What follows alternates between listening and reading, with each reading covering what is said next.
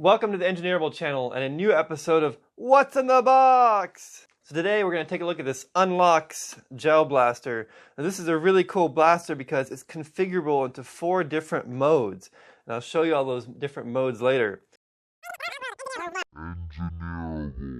So the high-tech specs of it are they can shoot 11 shots per second, it can hold 700 rounds in its extra large magazine, and there's no specs on here for the FPS, but I think it should shoot at about 200 FPS based on the similarity to other blasters. On the back it shows the different modes, so you have the rifle mode which uses all the pieces. Pistol mode is the simplest version with all the extra pieces removed. The assault mode uses only the stock and just the pistol front, and then the blaster mode which uses the pistol front and the barrel extension. Now one thing I'm going to be interested to see is the barrel extension an actual barrel or is it fake, because adjusting your barrel length without adjusting your piston length can have detrimental effects. I first want to disclose with this that this was provided to me free for my review. Now I'm not going to hold back on reviewing this and giving you the good and the bad features of this blaster. And when UNLOCX asked me if I wanted to do this review, I said, yeah, that sounds great, but know that I will be taking this apart and showing you exactly what's inside of it and how to mod or repair it. So look forward to those videos coming up in the future. Unlike in Drax's video that I watched earlier, mine did not ship bare box just with the label slapped on the box. They actually put it in this plastic bag. Thin, however it is, it did protect the box a little bit from at least cosmetic damage, but it didn't keep a nice dent from being put into the box here. But we'll see that doesn't really matter because this thing's pretty well protected in there. Now it's time to check out what's in the box! Now you can see that even with a big dent in the side, there's some good bit of padding on all the sides. Now if the box dented in from the top there, then it could damage some of this stuff potentially, but the box was kept in good shape there. On top of everything, we have the operation manual. The print is super fine on here. First thing to do is to hydrate your gel balls. Charge the battery. So this has an internal battery. Attach the rear stock. Attaching the rear cap. Attaching the front barrel. Changing the battery. So that's actually cool. They have instructions on how to change the battery. So the battery is designed to be easy to access. And some how to operate instructions.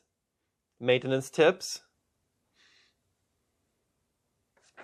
The main blaster body already comes in pistol mode, and I actually really like the size. It's a good compromise between a gel blaster surge and a Splatrball rifle. I'm going to be interested to see what kind of gearbox is in here, but based on the design that I see, I believe it's a Gen 2 airsoft style gearbox, just based on this, because it has screws down here that allow you to access the motor. So the motor is captured by a handguard. It looks like the trigger portion is just like right here, and then it goes up kind of like a Gen 2 airsoft. I'm going to take this apart later, and we're going to find out exactly what kind of gearbox is in there, how to mod it, how to repair it, how to keep it going. The grip feels okay. I think the grip is not as good as the Splatrball SRB400, but it's better than the SRB1200. It makes me kind of want to grip it like this, but then the trigger distance for my fingers is kind of small. Like I'm pulling it with like this portion of my finger versus pulling it with the tip. Pulling it with the tip feels kind of weird like this based on how the grip is shaped. Like the grip is very square on the back and it's not rounded right here. I feel like it should be rounded more there to fit in the palm of my hand right here in this curve. Because right now when I put it where I feel like my hand should be, it feels like this is a sharp edge in my palm. So I wish they would change the grip design a little bit there. This trigger guard area here, it's nicer width than the SRB1200, more like the SRB400 Splatrball. You can see that it's loose and it can move back and forth like this. It's not captured in there. Here's the barrel extension. You got the stock piece. A very large magazine, USB charger. Now this has a micro USB port, some screws and tools. These are going to be for holding the stock and the barrel extension on permanently. Some gel balls, safety glasses, and a bottle. And that's it. Here we have all the parts that the UNLOCX gel blaster comes with. So we have the blaster body. We have this end cap, which has a strap attachment. There's a stock attachment back here. We got this barrel extension here that can go on the end. A large magazine. So it comes with 10 packs of 700 rounds of ammo, which at 11 rounds per second is going to last you all of about 10 minutes and 36 seconds of blasting fun. There's a little toolkit here that includes 2 screws and 2 Allen wrenches. The long screw is going to be used to lock the stock onto the handle, and the short screw is going to be used to lock the barrel extension on. So although you can clip everything together and it will stay together, it's really ideal like once you select your configuration to keep it in that configuration because you need to use these screws. It comes with this USB charger. So it's got a USB-A connection here. What's interesting though and kind of messed up is it's using a micro USB connector on this end. But if we look at the output, it says the output is DC 7.4 volts at 1 amp. So this is an actual charging circuit in here for the lithium-ion battery, and it's outputting 7.4 volts out of this end instead of the standard 5 volts. This micro USB connector should never be used like this. This is not a good way to do this. This means that you can only charge this blaster using this charger. You're not going to be able to use a regular micro USB cable because it's not going to charge it. It's going to, in fact, it might damage the battery. And you cannot use this with any micro USB device because it's going to probably damage it too because it's providing 7.4 volts instead of the standard 5 volts. So the input is a standard 5 volts at 2 amps. The output is 7.4 volts at 1 amps. This is a terrible, terrible design here. This should not be done. This is the micro USB looking end of the UNLOCX charger, okay? And like I talked about, look at the specs on this. Input 5 volts, 2.0 amps, okay, that's fine from a USB-A.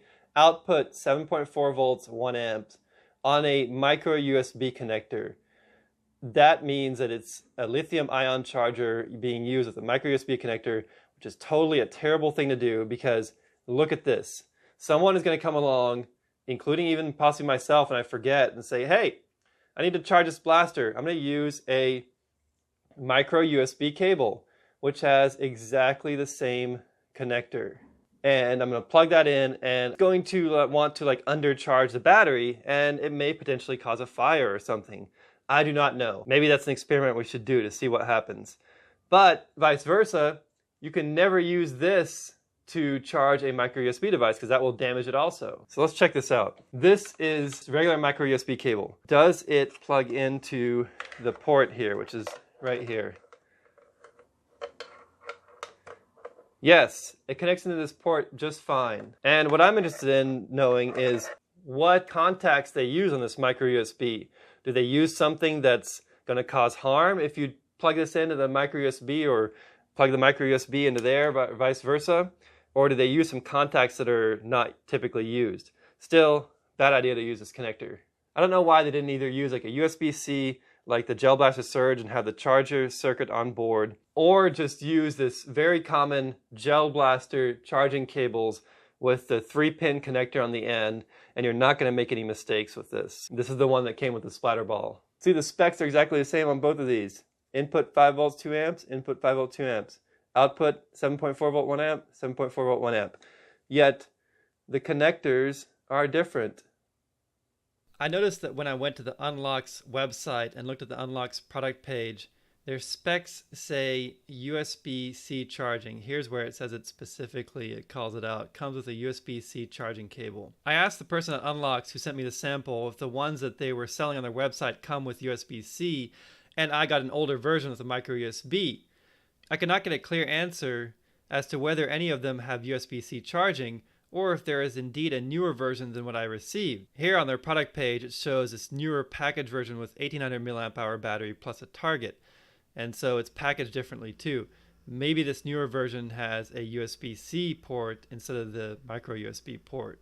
The only way I'll find out is if I order one from their site, which I plan on doing. The last items are a bottle for hydrating your gels. I wish I'd used a shorter, wider bottle. I'm not a fan of tall bottles because they're always falling over. I guess it doesn't really matter if this is lying on its side because all it's doing is hydrating gels. Big deal. It comes with a pair of very generic safety glasses. These are super generic safety glasses, not even adjustable. They do have a lot of springiness to them. They probably either fit on your face or they don't. As I said in some of my other gel blaster videos, absolutely you must wear safety glasses when using a gel blaster. If you're not wearing safety glasses and you get hit in the eye, it can cause irreparable eye damage because of the strength of the gel balls. What I would recommend is buying a good pair of goggles or a paintball mask to use instead of these cheap glasses. One of my favorite goggles to use for gel blasters are these Revision Locust goggles, which are military issue and can be purchased as military surplus for as little as $11. And it says condition used, but really it's just, most of the time it's condition new old stock that's been sitting around, and they'll be really practically new in my experience. So a lot of airsofters recommend and use these also. These are great goggles, and I trust them to protect my eyes way better than any of the cheap safety glasses that come with the gel blasters. But if all you have is the cheap safety glasses, then wear those. And here we have the giant magazine. This magazine is enormous. It's supposed to hold like 700 gel balls, which is almost 2 times what the Splatrball SRB400 holds.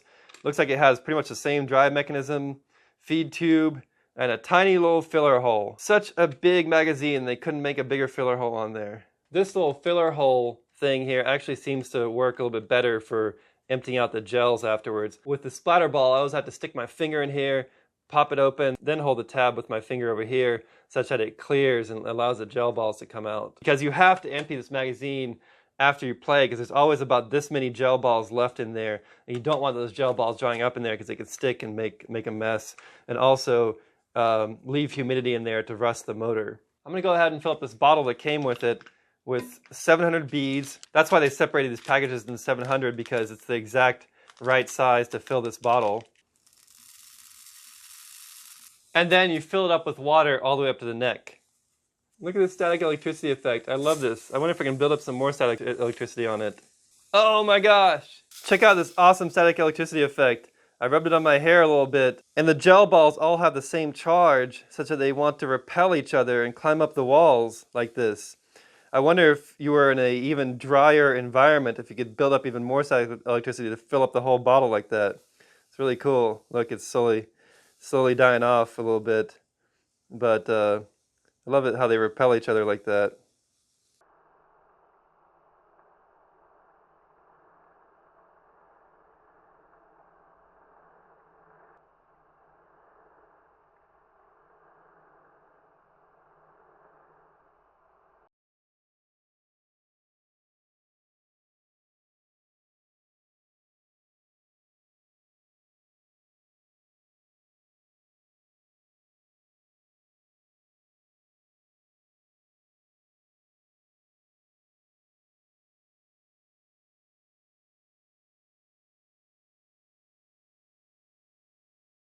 I couldn't get all 700 gels that I hydrated to fit in here.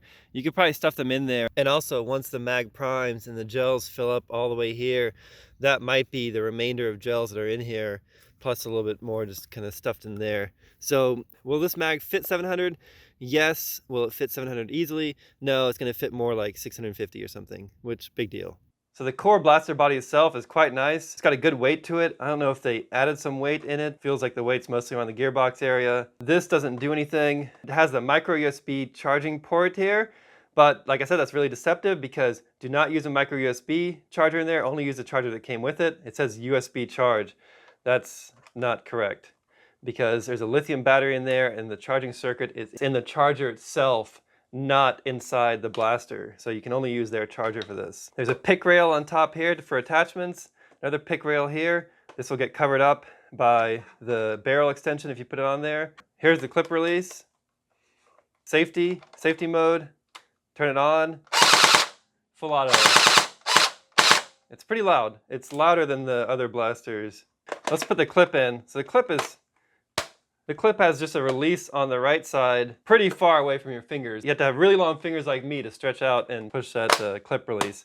So really the clip release is a two-handed operation, so it doesn't really matter if you're left or right-handed. You're gonna have to use probably both hands, reposition your hands on there. Like if you're left-handed, pull the clip out like this. If you're right-handed, pull the clip out like this. So that doesn't really make much difference. The clip goes in pretty well. You got to make sure that this is pushed out to make sure it's secure. With the strap attachment on the back, that just slides on. You can slide it off like that. With the strap attachment, this is the basic pistol mode, like this. The barrel that's sticking out of the front appears to be aluminum. Now let's transform this into blaster mode by adding the front onto here. There's a pick rail here, and there's a little dovetail slot here. So you have to slide the dovetail slot into the pick rail. You'll see there's a screw hole up here too for the screw attachment. And you just slide that forward like that until it stops. There's not really any snap. So it just goes in there and stops. And you have to put this screw in to get it to hold in place. This barrel extension appears to be plastic. The diameter is probably a lot larger than the original barrel. Let's measure it. So the barrel diameter in here is about 7.5, which is correct. And the barrel diameter in here is 9. So once the gel ball exits this initial barrel here, the aluminum barrel, and enters the barrel extension, there's not a whole lot going on in terms of the gel ball being propelled by the air. Because the diameter of the barrel inside this barrel extension is 9 millimeters, it's over 1.5 millimeters larger than the diameter of the gel ball itself. Air is going to be passing by and around the gel ball, and it may actually be detrimental because it may create undesirable spins on the ball. So the only way we'll know how effective it is to test it out on the field to see how it affects the flight of the gel balls, if it makes it go any further or if it makes them spin out of control. The feel of this though is quite nice. It feels good. It's got a nice grip up here. You now have the additional pick rails for accessories here. They're screwed on so that they could be removed. You could 3D print some accessories and attach them on there. It's pretty cool. What's going to be interesting to do is to measure the actual piston diameter and length in there and see if we could take advantage of having a full-length barrel in here if we want to keep it in this blaster mode. Because from blaster mode, you can either leave the stock off or put the stock on, so you can still have two configurations from blaster mode.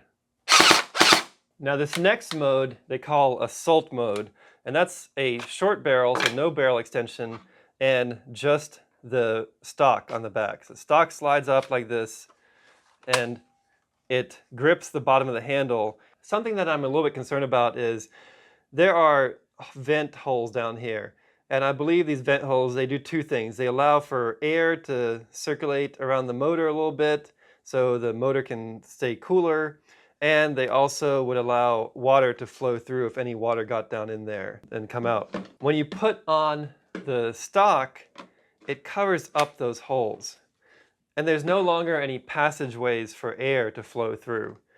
So I don't think that's a particularly great design. I might cut some slits in here to allow for some airflow as it seems to be intended to do without the stock. I know it's kind of loose there. If you really want to be secure, you would pass this screw through here and attach this screw, and it includes a hex wrench for you to tighten the screw on. There does appear to be a metal insert in here, so that's nice. So there's a metal threaded insert inside here, so you don't have to worry about over tightening this bolt into plastic, although you just don't want to crush the plastic. Now the stock is nice and secure. I like the way that this looks and feels with the bottom piece coming down here. It's pretty cool. The back of the stock is just hard plastic, so when you put it up against your shoulder, it kind of wants to slip. Now, if we want to turn it into rifle mode, we attach the barrel extension back on. This screw to attach the barrel extension on looks really long, but what it does is it passes through the outer shell, through the barrel extension, and into the inner shell. So it's a strong connection. It has to be long to make it through all those layers. Before I screw on the barrel extension, I want to take a look at what's inside this battery compartment, what kind of battery it's using, and how replaceable it is. So it includes this hex wrench to remove the screws here on top. There's 2 screws.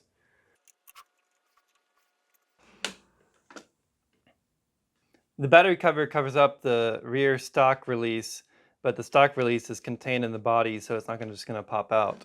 Here's the UNLOCX battery. This is a 1200 milliamp hour battery. They do offer it in two versions. They offer a 1200 milliamp hour battery, and you can also buy an upgrade when you're buying the blaster itself of an 1800 milliamp hour battery. It's on their website. It shows a 1200 milliamp hour battery capacity version as being $95, and the 1800 milliamp batteries is $110, so you get a $15 difference in those battery capacities.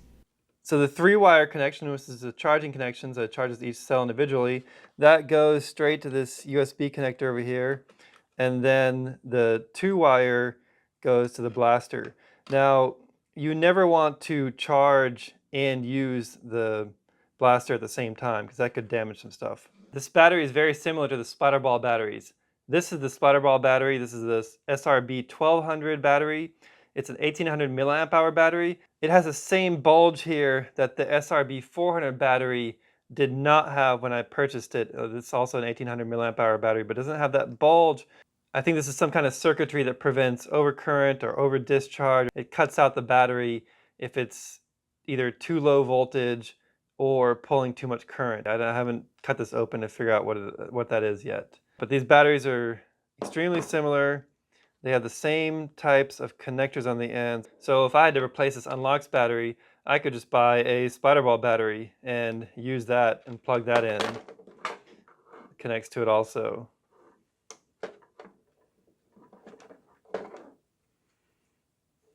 I'd probably use an SRB1200 battery that has this same protection circuitry in here instead of the 400 battery that I have. The connectors are a bit larger there. So it's nice that the battery is user replaceable. I just wish that the charging connector would use something more standard than a micro USB connection here.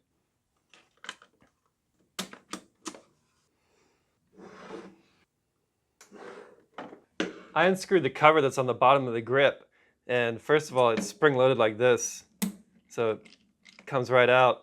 So the motor is spring-loaded, and this definitely shows you that this is a version 2 airsoft style gearbox in here, because that's exactly how a version 2 works. Is the motor is held in by the grip. The grip is a single piece molding. It doesn't split apart, and it holds the motor up against the gearbox. The motor is spring-loaded, and I can't pull the motor all the way out without disconnecting it, but I will show you. It's a pretty beefy motor in here. So we'll see this later when I do a full teardown.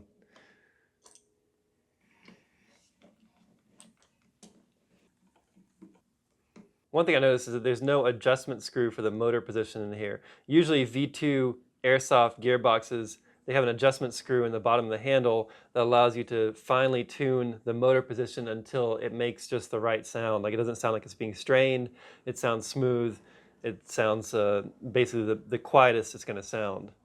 Although this blaster does not have a single fire mode, it actually fires pretty well just pulling the trigger quickly as a single fire, just going like this.